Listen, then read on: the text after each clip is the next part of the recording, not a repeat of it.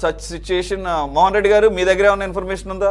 ఈ second phase of పూలింగ్లో మరి ప్రభుత్వం చెప్తున్నది ఏంటంటే ఎక్కడో ఒకళ్ళారా తప్ప దాదాపుగా అందరూ కూడా ఒకే మాట మీద ఉన్నారు. వాళ్ళు కూడా ల్యాండ్ పూలింగ్కే వెళ్తున్నారు.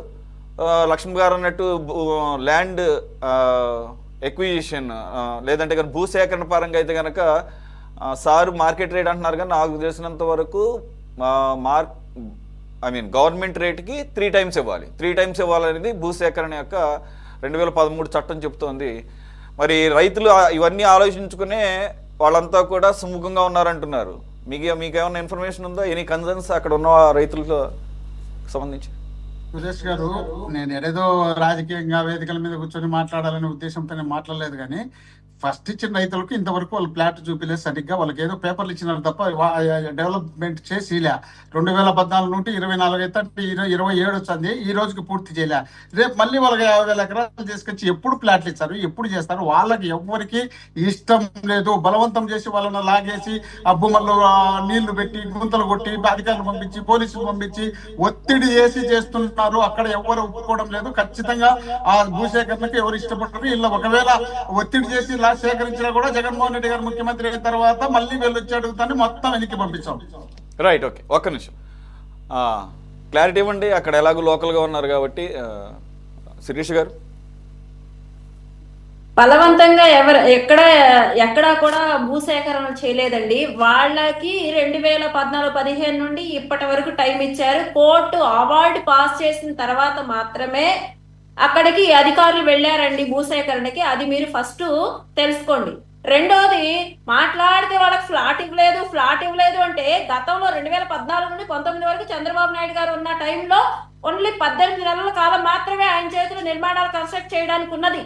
మిగతా టైంలో ల్యాండ్ పూలింగ్, రైతులని ఒప్పించడం, గ్రామ సభలు పెట్టడము, మాస్టర్ ప్లాన్ రెడీ చేయడం, ఆ తర్వాత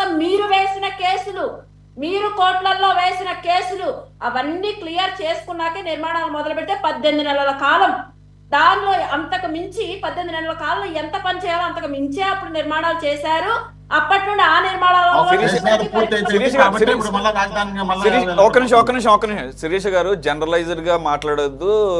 బీటింగ్ అరౌండ్ బుష్ అంటారు కదా, అట్లా కాకుండా ఏదైతే ఆరోపణ చేశారో మోహన్ రెడ్డి గారు దానికి స్ట్రైట్ గా సమాధానం చెప్పండి. మీరు ల్యాండ్ పూలింగ్ లో భాగస్వాములు అయితే మీ ప్లాట్ మీకు ఎక్కడుందో ఫిజికల్ గా మీరు చూసారా, మీకు తెలుసా? ఆన్ పేపర్ కాకుండా నా ఫ్లాట్ నాకు ఎక్కడుందో నాకు తెలుసు.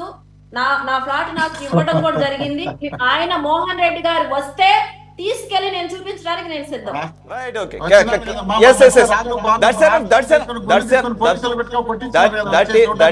That is more than enough. Mohan Reddy గారికి ఇంకా స్టిల్ ఇంట్రెస్ట్ ఉంటే మీరు ఎలాగో కూడా ప్యానల్ మెంబర్సే కాబట్టి you can speak with each other and మీరు వెళ్ళొచ్చు. ఒక్క పాయింట్ మీరు చెప్పినట్టు మన చూడటానికి డెవలప్ ఎంత అవుతుందని చూడటానికి వెళ్ళిన వ్యక్తుల మీద పోలీసులు అడ్డు పెట్టుకుని చంపడానికి ప్రయత్నం చేశారు.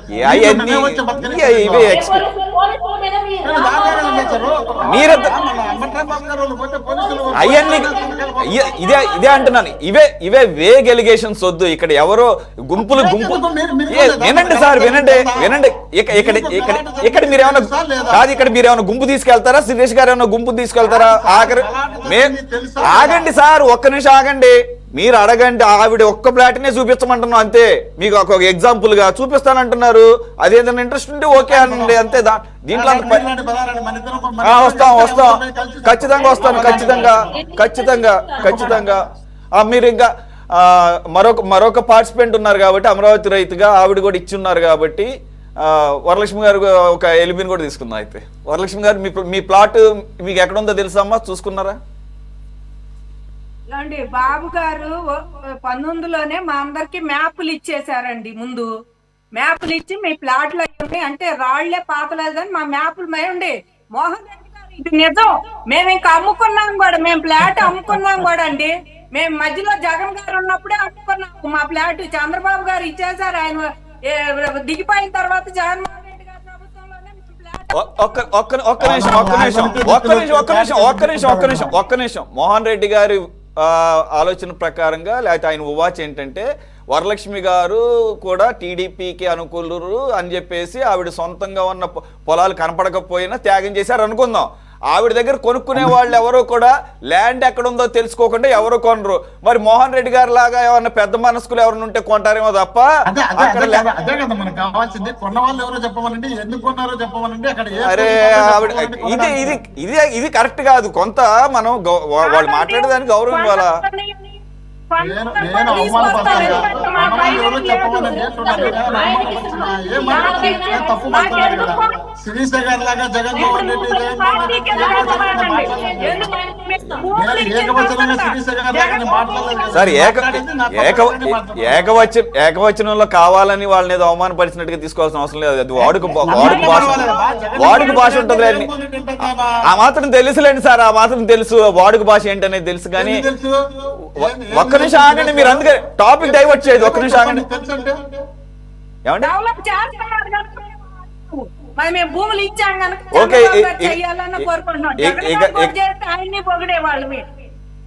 రైట్, అంతే కదా. ఇప్పుడు మరి అందు గురించే కదా నమ్మే కదా 2019లో ఆ ప్రాంతంలో కూడా ఘన విజయం సాధించింది ఏ పార్టీ? వైసీపీయే కదా. అక్కడ వాళ్ళకి ఇవాళ పరామర్శతో యాత్రలు ఇవాళ సచివాలయం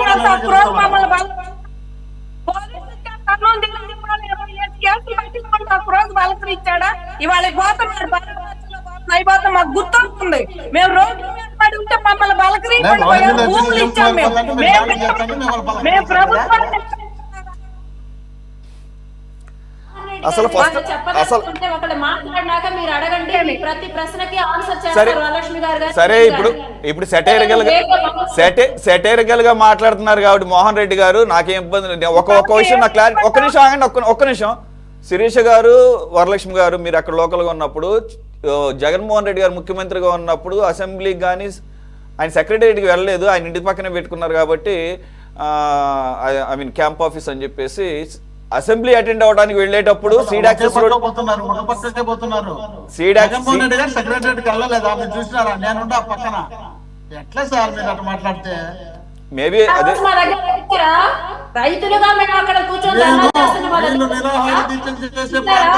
సరే. ఒక్క నిమిషం.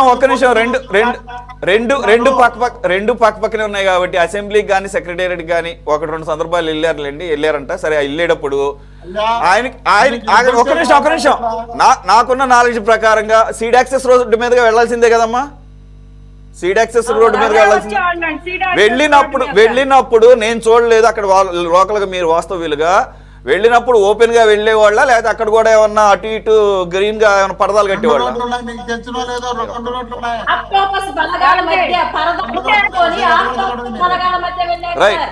రైట్. నౌ క్లారిటీ వచ్చేసింది. అందు గురించి ఇప్పుడు అందుకని జగన్మోహన్ రెడ్డి గారు తప్పేం లేదండి. మొన్న రైతులు వచ్చినప్పుడు